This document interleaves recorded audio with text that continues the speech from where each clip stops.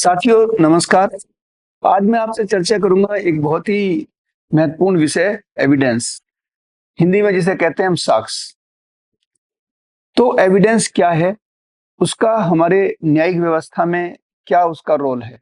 तो अक्सर मैं पहले भी बता चुका हूं साथियों कि जो जस्टिस है उसको हम कैसे स्थापित करते हैं।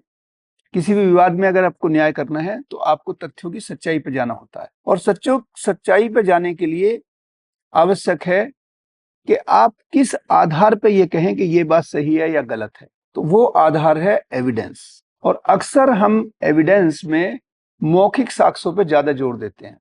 पुलिस भी अगर कोई विवेचना करती है क्रिमिनल मामलों में तो मौखिक साक्ष्यों पर ज्यादा जोर दिया जाता है।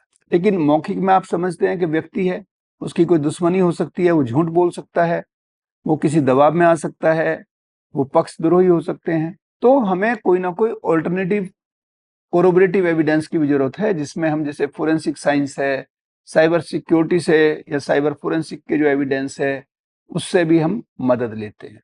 तो एविडेंस बेसिकली कोर है। जैसी क्वालिटी का एविडेंस होगा, जितना वैज्ञानिकता होगी, जितनी पारदर्शिता होगी एविडेंस कलेक्शन में, एविडेंस की जैसी क्वालिटी होगी, वैसा ही हमारा न्याय होगा, वैसा ही हमारा जजमेंट होगा। तो अगर हम गणित के रूप में कहें, मैथमेटिकल फार्मूले में बताऊं, तो quality of evidence is directly proportional to quality of judgement, quality of justice. तो सारा का सारा दारमदार जो है वो है एविडेंस पे। जैसे आपके साक्ष्य होंगे वैसा ही आपका न्यायिक व्यवस्था होगी।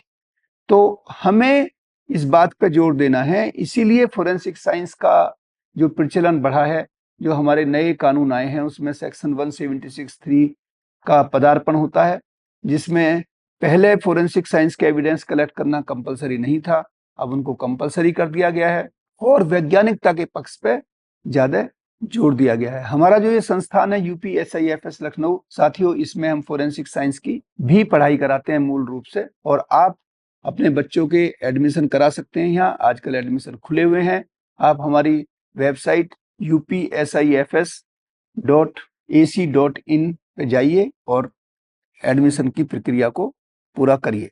इन्हीं शब्दों के साथ मैं आपसे विदा लेता हूं, इस अनुरोध के साथ कि आप हमारे इस चैनल को अवश्य सब्सक्राइब करेंगे, हमसे जुड़े रहेंगे। बहुत बहुत धन्यवाद। नमस्कार।